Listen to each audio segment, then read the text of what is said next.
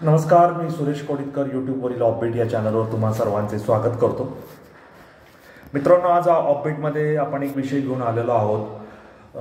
तो विषय आहे वाहन चालवणे, म्हणजे वाहन चालवण्याची अक्कल असणं आणि वाहन चालवण्याची समज असणं. हा विषय मी का घेऊन आलेलो आहे मित्रांनो, आपण मागे एक विषय केला होता की काय घाई आहे, तुम्हाला यमदेवतेचं अर्जंट बोलावणं आलं आहे का? तुम्हाला आठवत असेल तो व्हिडिओ आपल्या यूट्यूब चॅनलवर उपलब्ध आहे की यमदेवतेचं तुम्हाला तातडीने बोलावणं आलं आहे काय, यमदेवतेचा तुम्हाला अर्जंट कॉल आहे काय. कारण लोक इतक्या वेगाने, इतक्या बेदरकारपणे वाहनं चालवत असतात, स्वतःचा जीव धोक्यात आणतात आणि बाजूने जे इतर वाहन चालवणारे आहेत त्यांचाही जीव ते धोक्यात आणतात. आणि या त्यांच्या बेदरकारपणे, निष्काळजीपणे वाहन चालवण्यामुळे समजा अपघात झाला तर त्यांचा जीव जातोच, पण इतर लोक जखमी होतात. आणि केवळ आपला निष्काळजीपणा, आपला आतताईपणा, आपला आगाऊपणा, आपला नसता शहाणपणा यामुळे ते स्वतःचं अमूल्य जीवन घालून बसतात. घरादाराला दुःखाच्या संकटात लोटतात. आईवडिलांचा एकुलता एक असणारा मुलगा किंवा बहिणींचा भाऊ, पत्नींचा पती अशा अपघातांमध्ये मृत्युमुखी पडतात आणि ते घर उघड्यावर येतं. त्यांच्या घरातला एक जीव, एक कमावता माणूस, एक आधार हा नाहीसा होतो. त्यामुळे यमदेवतेचं अर्जंट बोलावणं आलं आहे, अशा पद्धतीने वाहन चालवू नका असं आपण त्या व्हिडिओमध्ये तळतळीने, कळकळीने सांगितलं होतं. त्याचा कितपत परिणाम झाला असेल मला माहिती नाही, तरी पण मला वाहन चालवताना अत्यंत वाईट अनुभव येतात. म्हणून मी आजचा हा व्हिडिओ केलेला आहे आणि त्याचे शीर्षकच हे दिलेलं आहे, वाहन चालवणे, अक्कल आणि समज.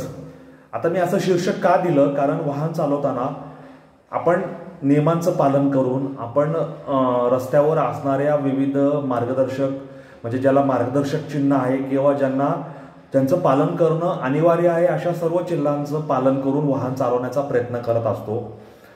आपल्याला माहिती आहे की पुण्यात ज्या प्रमाणात आणि ज्या वेगाने वाहनं वाढली, त्याच्या 1,00,000 इतपत सुद्धा रस्त्यांचं क्षेत्रफळ वाढलेलं नाही, रस्त्यांची जागा वाढलेली नाही, रस्त्यांचे अनेक प्रकार वाढलेले नाही, जाण्या येण्याचे विविध मार्ग वाढलेले नाही, जाण्या येण्यावर असलेले विविध उपाय वाढलेले नाही.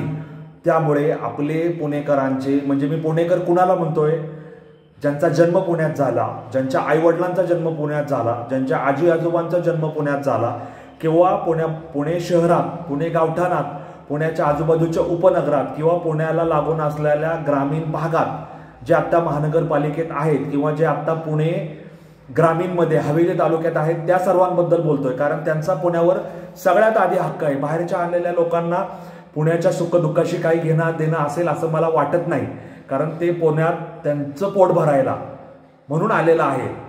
त्यांच्या रोजीरोटीसाठी, त्यांच्या रोजगारासाठी, त्यांच्या भाकरीसाठी ते आलेले आहेत आणि इथे 2 पैसे कमवून ते त्यांची स्वतःची उपजीविका चालवून गावी त्यांच्या इतर जे लोक आहेत, आईवडील असतील, आणखी कोणाच्या आहेत, त्यांची उपजीविका चालवत आहेत. परंतु ह्या सगळ्यांचा भार पुणे शहर वाहत आहे आणि याच्यामुळे मूळ पुणेकरांना जो त्रास सहन करावा लागतोय त्याबद्दल मी पोटतिडकीने बोलत आहे.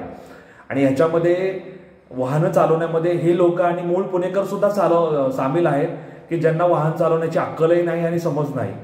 आता कायदा काय म्हणतो, जो सज्ञान आहे, ज्याचं वय 18 वर्ष झालेलं आहे, त्याला वाहन चालवण्याचा परवाना म्हणजे ड्रायव्हिंग लायसन्स द्यायला हरकत नाही.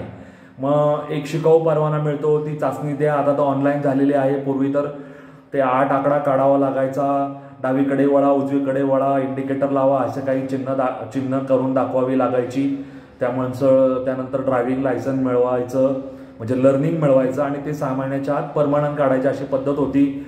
आपण सगळे पूर्वी RTOला, संगम ब्रिज जवळ, नंतर फुले नगरला आणि आता भोसरीला जातोय. वाहन मिळवणं म्हणजे वाहन विकत घेणं, तेवढे पैसे खिशात असणं. आता काही रोखीने वाहनं कोणी घेत नाही. कर्ज प्रकरण काढायचं, वाहन घ्यायचं, ड्रायव्हिंग लायसन्स काढायचं, पेट्रोल टाकायचं त्याच्यात आणि वाहन उडवायचं. म्हणजे हे वाहन चालवण्याची अक्कल, म्हणजे पैसे जमवून वाहन घेणं, ड्रायव्हिंग लायसन्स काढणं आणि वाहन चालवणं, ही झाली अक्कल. परंतु वाहन चालवण्याची समज असणं वेगळं. ही समज कशी असते की सगळ्यात महत्त्वाचं की वाहन नेहमी रस्त्याच्या डाव्या बाजूने चालवावं. डावीकडे वळायचं असेल तर डावीकडचा इंडिकेटर, उजवीकडे वळायचं असेल तर उजवीकडचा इंडिकेटर, डावीकडे वळायचं असेल तर सोबत उजवा हात असा वर्तुळाकार फिरवून मी डावीकडे वळणार हे सूचित करायचं. आपल्या आजूबाजूला कोणत्या दिशेने कोणती वाहनं येत आहेत हे आरशामध्ये पाहायचं. समोरून कोण आपल्या अंगावर येत आहे ते पाहायचं. उलट्या दिशेने वाहन चालवायचं नाही. वाहनाचा वेग मर्यादित ठेवायचा. गतिरोधक आला तर वेग कमी करायचा. चौकात झेब्रा क्रॉसिंग असेल तर 60 मीटर अलीकडेच वाहनाचा वेग कमी करून झेब्रा क्रॉसिंगच्या इथे लक्ष ठेवून लोकांना आधी जाऊ द्यायचं आणि मग आपलं वाहन चालवायचं. अशी ही विविध प्रकारची समज असते. ती समज कुठेही पाहायला मिळत नाही. मी वाहन चालत असताना मला उलट दिशेने अनेक अंगावर लोक आलेली पाहायला मिळतात. विशेषतः येरोडा चौकात नगर रोड करून जी वाहने येतात आणि ज्यांना येरोडा गावठाणाकडे जायचं असतं ती वाहने त्या म्हणजे नगर रोड करून आल्यावर आधी उजवीकडे वळतात. मग विमानतळाकडे जाणाऱ्या रोडाने थोडा पुढे जाऊन पुन्हा डावीकडे वळून ते येरोड्याकडून जो रस्ता येरोडा चौकाकडून येतोय म्हणजे वेशीकडून येऊन येरोडा चौकाकडे येणाऱ्या रस्त्याने उलट दिशेने जातात. म्हणजे जे येरोडा वेशीकडून येरोडा चौकाकडे येत आहेत आणि विमानतळाकडे जायचा प्रयत्न करतायत त्या लोकांच्या अंगावर ही लोक वाहनं घेऊन येतात आणि ती एका गाडीवर 2-2, 3-3 बसलेली असतात. मग अशा लोकांना तुम्ही काय म्हणणार? अशा लोकांच्या याला वाहन चालवण्याला तोंड कसे देणार? आणि ती लोक अंगावर येऊन तुम्हालाच दमदाटी करतात. हे दिसत नाही का, नीट वाहन चालवता येत नाही का? असे अनुभव तुम्हाला पुण्याच्या अनेक ठिकाणी अनेक परिसरात सर्वत्र तुम्हाला आलेले असतील की लोक कुठूनही बाजूनी कसंही वाहन चालवतात आणि आपल्या अंगावर येतात आणि उलट आपल्यालाच बोलतात की तुम्हाला दिसत नाही का, तुम्हाला वाहन चालवता येत नाही का? तर ही झाली वाहन चालवण्याची समज. तुम्ही वाहन चालवण्याची स्वतः समज पाळत असाल त्याप्रमाणे वाहन चालवत असाल, परंतु समाजात इतर ठिकाणी लोक तशा पद्धतीने वाहन चालवत असतील का नाही हे सांगता येत नाही. त्यामुळे अशा लोकांना वाहन चालवण्याची समज यावी म्हणून परिवहन खात्याने, पोलीस खात्याने, सार्वजनिक वाहतूक खात्याने किंवा सार्वजनिक वाहतुकीसाठी जे पोलीस आहेत त्यांनी, प्रशासनाने, कायदा व्यवस्थेने अत्यंत कठोर असे नियम करून अशा लोकांना दंडित केलं पाहिजे. अशा लोकांना जबरदस्त दंड करून त्यांचा वाहन परवाना किमान 2 वर्षासाठी निलंबित केला पाहिजे. त्यांचं वाहन जप्त केलं पाहिजे. अशा प्रकारची कठोर कारवाई केली तरच या लोकांना अक्कल येईल. म्हणजे अक्कल आहे असं आपण समजतोय पण वस्तुतः त्यांना अक्कल नाही आणि समज नाही तर नाही ती नाहीच. अशा लोकांना फक्त खिशात पैसा आहे म्हणून वाहन घेणे आणि ते कशाही पद्धतीने पेट्रोल टाकून उडवणे किंवा ज्यांच्याकडे वाहनं आहे ती वाहनं स्वतःच्या ताब्यात घेऊन ती चालवणे आणि लोकांच्या जीविताला धोका निर्माण करणे असं त्यांचं वर्तन आहे.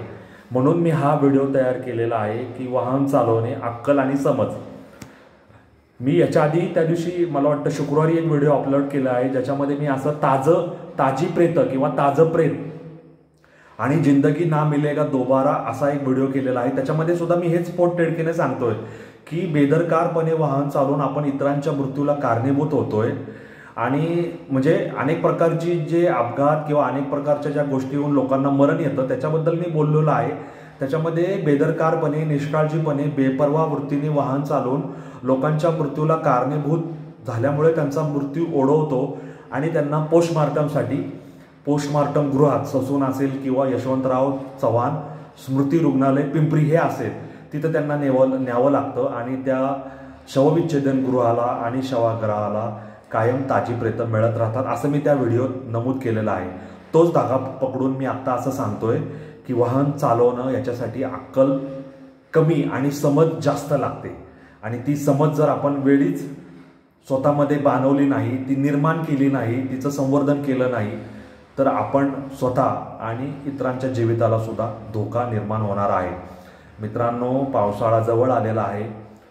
रस्त्यावर पाऊस पडणार आहे. रस्त्यावर पाण्याचा प्रवाह वाहत येणार आहे. रस्त्यावर अनेक ठिकाणी तळी साचणार आहेत, डबकी साचणार आहेत आणि ह्या डबक्यांमधूनच तुम्हाला तुमची दुचाकी, 4 चाकी आपल्या सर्वांना चालवायची आहे.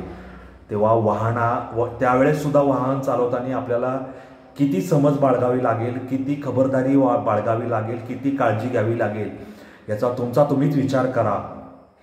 कारण रस्त्यावर कुठे ड्रेनेजचं झाकण उघडं आहे, कुठं गटार उघडा आहे, कुठं खड्डा पडलेला आहे हे आपल्याला कळणार नाही.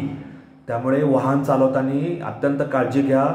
वाहन चालवताना ते व्यवस्थित नीट लक्ष ठेवून, डावीकडे उजवीकडे पाहून, मागून काय येते ते लक्ष ठेवून, स्वतःची बॅग, स्वतःचा रेनकोट सांभाळत, ॲक्सिलरेटर, क्लच, ब्रेक यांचं व्यवस्थित नियोजन करून किंवा कोऑर्डिनेशन, ज्याला आपण समन्वय म्हणतो, तशा पद्धतीने करून तुम्हाला काय आपल्या सर्वांना ते वाहन चालवायचं आहे.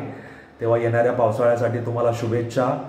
वाहन चालवण्याची अक्कल आणि समज ही समाजात दिवसेंदिवस वृद्धिंगत व्हावं, तिचा वापर वाढो, अशी या निमित्ताने मी देवापुढे प्रार्थना करतो आणि आजचा हा व्हिडिओ थांबवतो. हा व्हिडिओ तुम्हाला कसा वाटला मला कळवा. हा चॅनल लाईक, शेअर आणि सबस्क्राईब करा. जास्तीत जास्त समविचारी लोकांना या प्रवाहात सामील करून घ्या. एवढीच मला तुम्हाला या निमित्ताने विनंती आहे. जय हिंद, जय महाराष्ट्र, वंदे मातरम.